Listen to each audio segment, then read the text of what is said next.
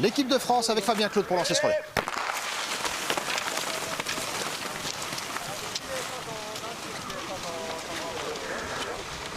Bon bah voilà, c'est réglé.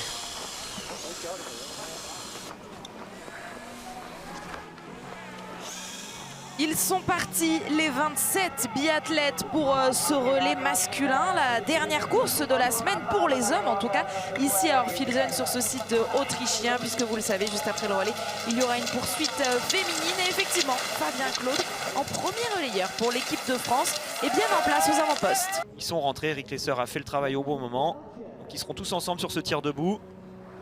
Que va-t-il nous faire, le Russe ?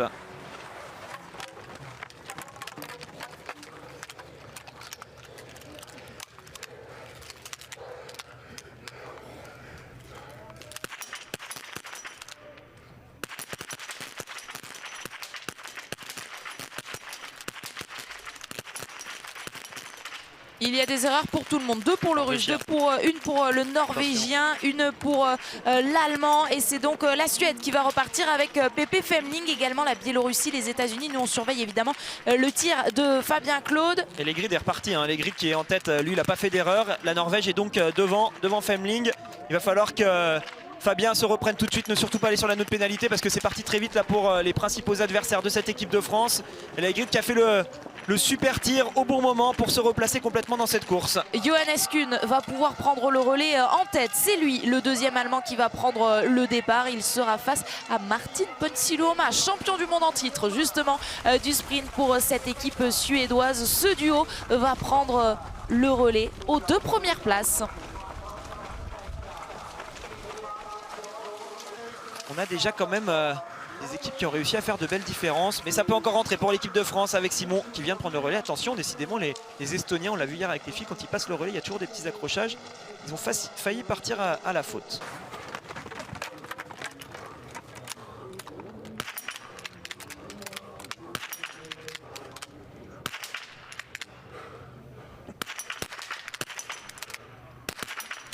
Justement, la voici, cette petite faute qu'il pouvait s'autoriser, Martin Ponsiluoma.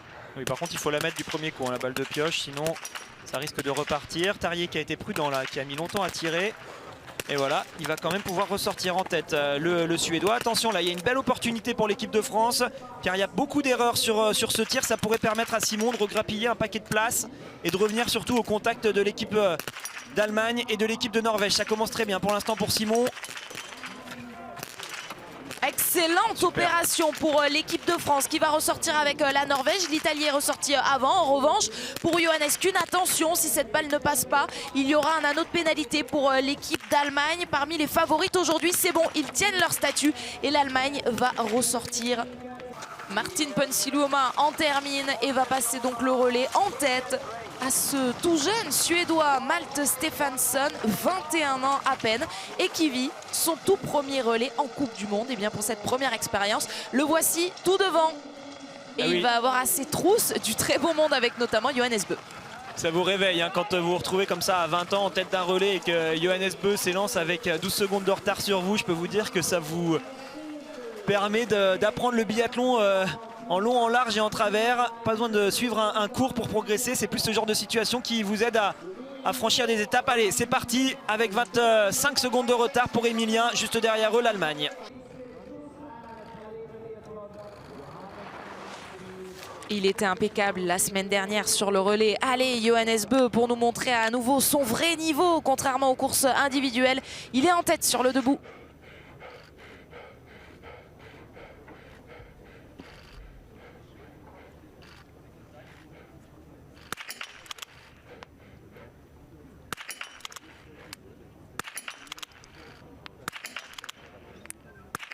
Mais quel bonheur quand on voit ça. Mais oui, ça c'est Johannes Bö et la Norvège est donc toujours en tête de ce relais. Oui, génial de voir Johannes comme ça, et il va falloir quand même se méfier de lui hein, tout au long de cet hiver. Peut-être qu'au niveau individuel, il a un petit passage à vide, un petit manque de motivation ou je ne sais quoi qui pourrait le déstabiliser. Par contre, on voit quand il a vraiment envie, quand il court pour les collègues sur un relais, il est parfait. Là, il nous fait une course incroyable hein. C'est du très très haut niveau pour le Norvégien qui va faire des écarts énormes.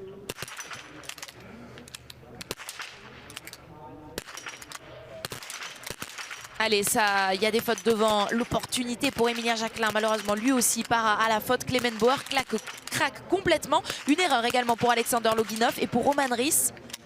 Jonas, c'est la même chose, hein. Il est en train de caler l'Italien.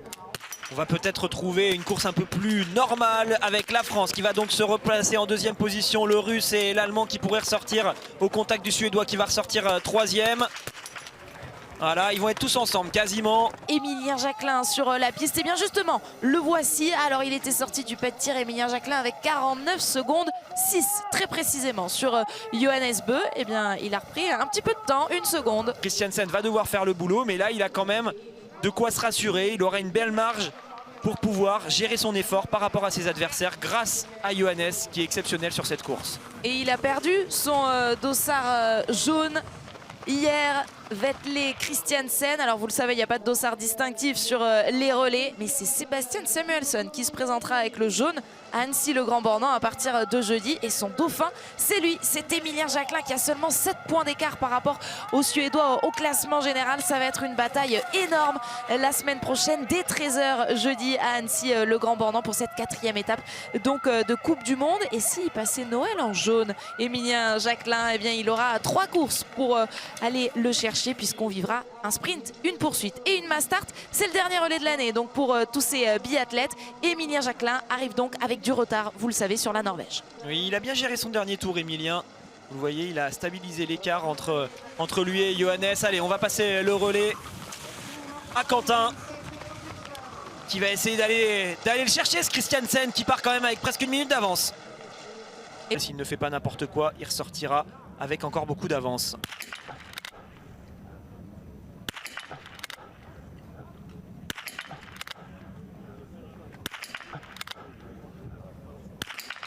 Ouais, la balle d'avant était déjà à gauche, il ne s'est pas repris, il a continué sur le même rythme et donc la sanction juste derrière, la balle qui mange le bord. Voilà, il s'est repris, toujours cette petite tendance à gauche mais ça passe.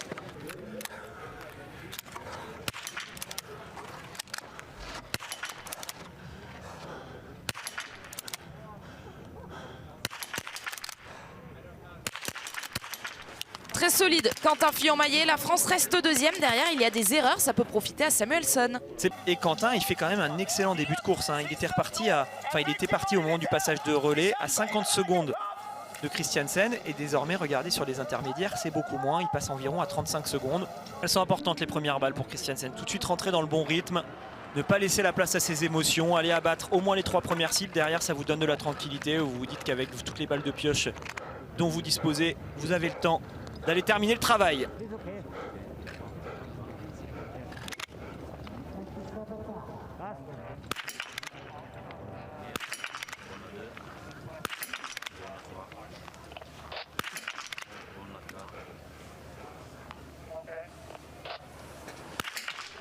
Il s'est mis un peu la pression, il a cassé son rythme, mais il le sait, il a quand même 3 balles de l'avance pour aller mettre cette dernière.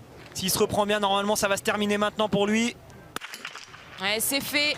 Bien terminé le travail pour Vetle Christiansen qui va ressortir en tête. Bien terminé le travail également pour Quentin Fillon-Maillet et terminé deuxième. Allez Quentin, ce serait bien de faire un super tir. On pourrait presque y croire dans le dernier tour là. S'il ressort avec moins de 10 secondes de retard sur le Norvégien, pourquoi pas aller se faire plaisir et aller mettre la pression à la Norvège. Alors Christiansen, on le sait, hein, il est redoutable sur ce genre d'effort. Mais bravo Quentin qui fait un superbe dernier tir.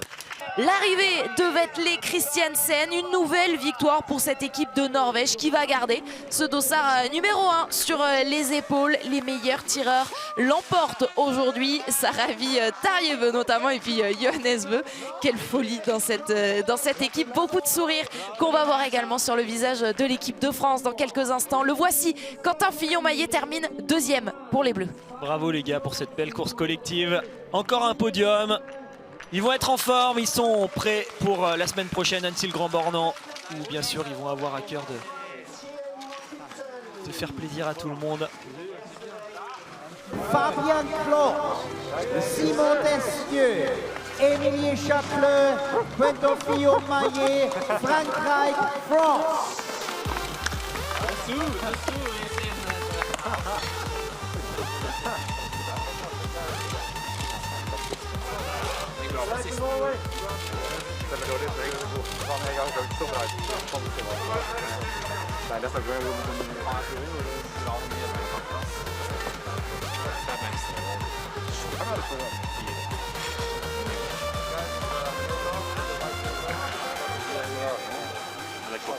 noch mal los.